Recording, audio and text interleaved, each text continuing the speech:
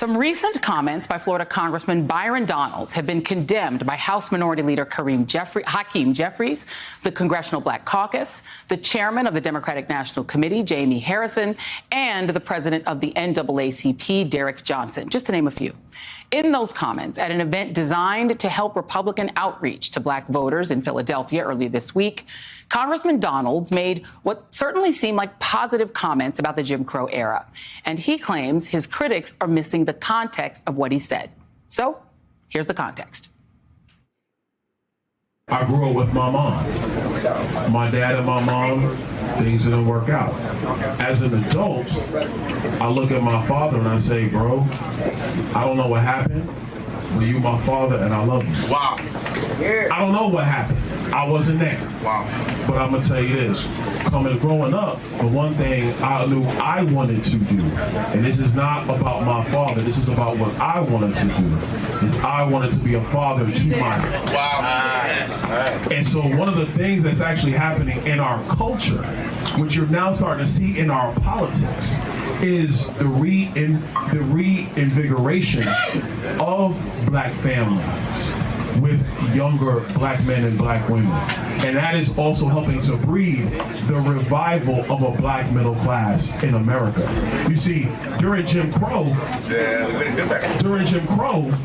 black family was together. That's right. During Jim Crow, more black people were not just conservative, because black people always have been conservative minded, but more black people voted conservatively. And then H.E.W., Lyndon Johnson, and then you go down that road, and now we are where we are. What's happened in America the last 10 years, and I say it because it's my contemporaries, it's Wesley's contemporaries, you're starting to see more black people be married in homes, raising kids. It's when you home with your wife raising your kids, and then you look at the world, you're saying, now wait a minute, time out. This does not look right. How can I get something to my kids? It goes back to the conversation of generational wealth. Not just having a job, generational wealth. So I'm not really seeing where the issue is with his comments. And I'm assuming based off of the headlines, because I know that you guys sent this to me to react to. I'm assuming based off of the headlines that this is going to be a conversation based off of race and Jim Crow, and it's going to be a lot of ad hominem attacks.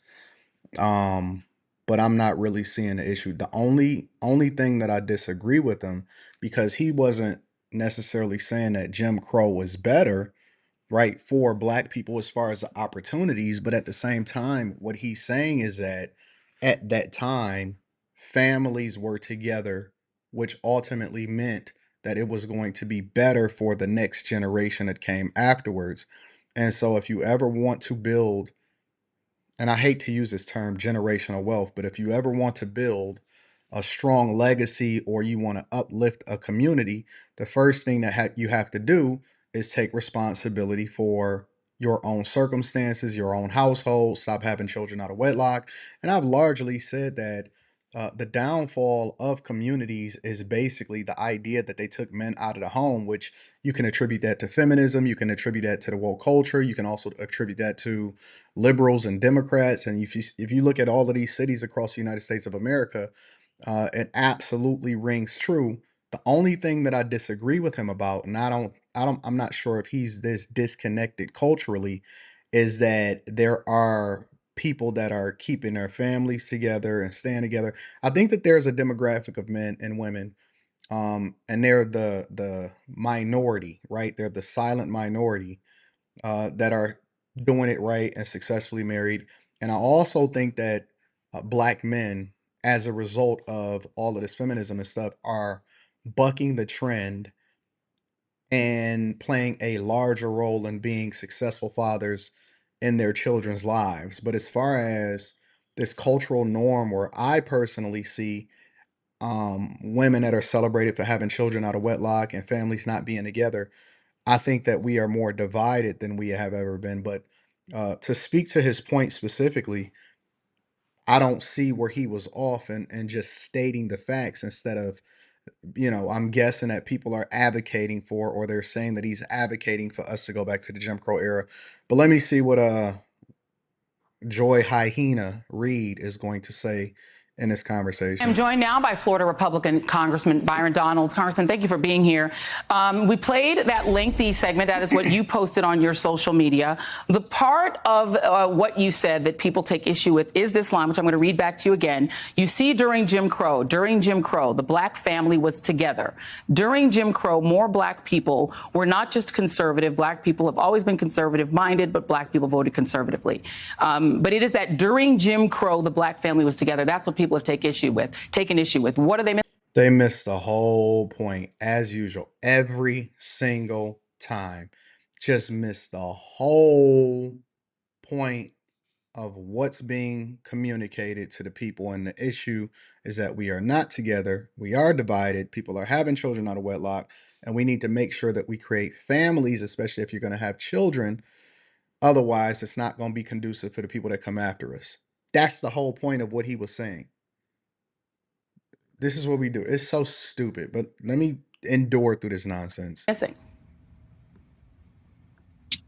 Frankly, what's really happened is that you have, Democrats and you have the Biden campaign, and some of the media want to twist my words for political purposes. The overarching issue is talking just about black families and why you're seeing a trend of black people leaning towards Republicans in this election cycle and probably in election cycles to come. And part of that, is that when you're raising families, raising kids, etc., you're now thinking about all of the public policy issues, all of the economic issues, all of the education issues. And that's leading people to have divergence in political thoughts. That was the only point.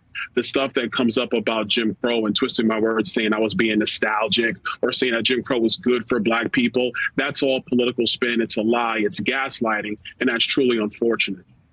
So here's the challenge, Congressman. You started out talking about your family, talking about your mom, talking about being raised, and you on your own brought up Jim Crow. In fact, you said Jim Crow 3 times for emphasis. It wasn't the media or the Democrats or gaslighters who brought up Jim Crow. It was you. You brought up Jim Crow. So why did you use Jim Crow specifically as your reference? You did that. No one else did that. You did it. Oh, I did. We were having a conversation, just talking as, black people in Philadelphia.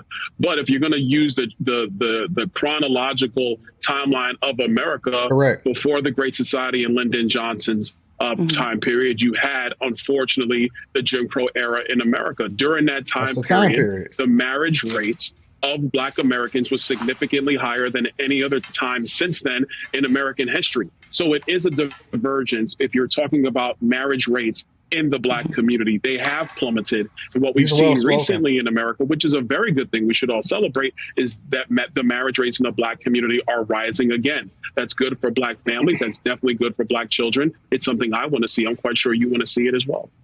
Okay, let's talk about that. Jim Crow lasted roughly from 1867 after the Civil War to 1968. Is there a specific period between 1867 and 1968 that you thought was this golden era for black families, or a time that was good for black families? How is it a golden era? It's not a golden era. And this is how they gaslight and twist your words. He never said it was a golden era for black people. What he said was, it was the time where we had the highest marriage rates. And this is why it's so difficult for you to even be able to have these conversations with liberals a lot of times and women, because they're so hell-bent on trying to twist your words instead of trying to get the understanding as to what it is that he's trying to communicate. And they know exactly what you're trying to communicate. They not, misaligned or disillusioned about what it is that you're talking about. But I'm sure he's able to handle himself just fine.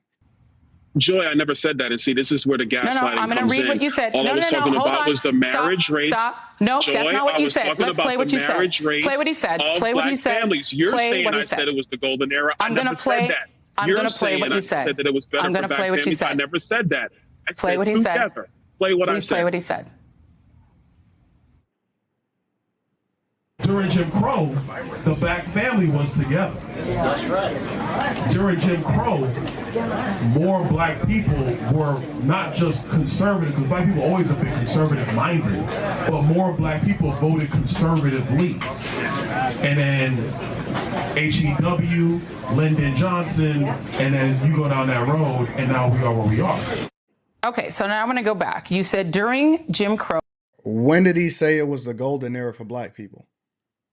He literally just proved her wrong by her replaying the clip. He never said it was the golden era for black people. He said it was the time where black people had the highest marriage rates. The black family was together. What was the authority of the black father in the black family during Jim Crow? Well, listen, under Jim Crow, obviously, black people were under great persecution, unfortunately, by Southern Democrats and the Democrat Party overall in the history of our country. That's the fact. And so, well, let me finish now, Joy. And so having the black man in the home was about first protecting the mom and protecting the kids. Incredibly important. It was the leadership in the home, which is incredibly valuable. And I think what we're witnessing, obviously, the last 30 years, definitely through my generation, is black fathers being at home is incredibly important for the success of black children going forward. And it's not just a black thing, that's everybody. Fathers in home help to breed success for kids moving forward. That is a great thing for our country. That's something that has been proven throughout time. So what I don't understand how him stating facts. We live in an era and to where right is wrong and wrong is right. To where if you're stating a fact and you're referencing a specific era by which that fact rings true, it triggers people. And people are more concerned with identity politics and the era and still being able to run in the Victim Olympics instead of being able to understand the point that's being made so that we can then lean on the historical significance of keeping a family together. Of course you were persecuted. Of course it was difficult. Of course people was being dragged out the home. Of course it was racism. Of course it was all of these things.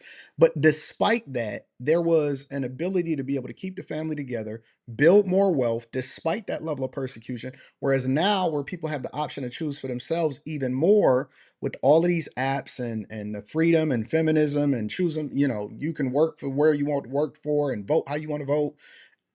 And the point of the matter is worse off than it's ever been for the communities while we still preaching this whole generational wealth thing. What is where is the misunderstanding here? I don't even understand why this would be a misalignment between the point that he was making and how people are interpreting it. I'm talking about is not the golden era of Jim Crow. That's ridiculous. I would never say that. And that is the gaslighting that I'm standing up to, because that's what Hakeem Jeffries, the Biden campaign, Jamie Harrison, and the like are trying to bring up. And unfortunately, the media has followed suit with misleading headlines, and that's wrong. Now I'm going to talk. Do I have a chance? Good. Now, you talked about the black father being in the family and being able to protect the family. First, I want to read just for our audience the definition. Listen, man, this as usual, and this is why I can't take this hyena in particular, because she's wrong, she's aggressive. She asked him a question, and then because he didn't answer it in a way that she felt like she was setting a trap for him, he's obviously listen, black people are conservative. They have always been conservative. They've lived off of conservative principles until recently, within the last 20 to 25 years, where we see this proliferation of alphabet community, feminism, and laissez-faire attitude towards how it is that we're raising our children and the enabling of the family court to continue to dismantle families. That's just the facts. That's the truth.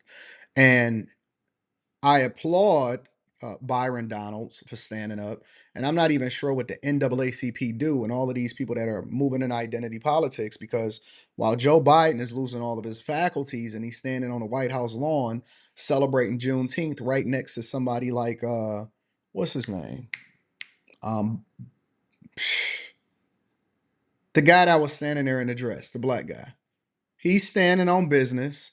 And I think that it's more black men that more or less align with his mindset than we see being promoted based off of this plantation type mentality from these hyenas like Joy Reid. I'm curious as to what you guys think. Make sure y'all tap into the Patreon. Link is in the description. And then on top of that, make sure you leave a comment and let me know what your thoughts are. I love you. I appreciate you. I'm looking forward to reading these.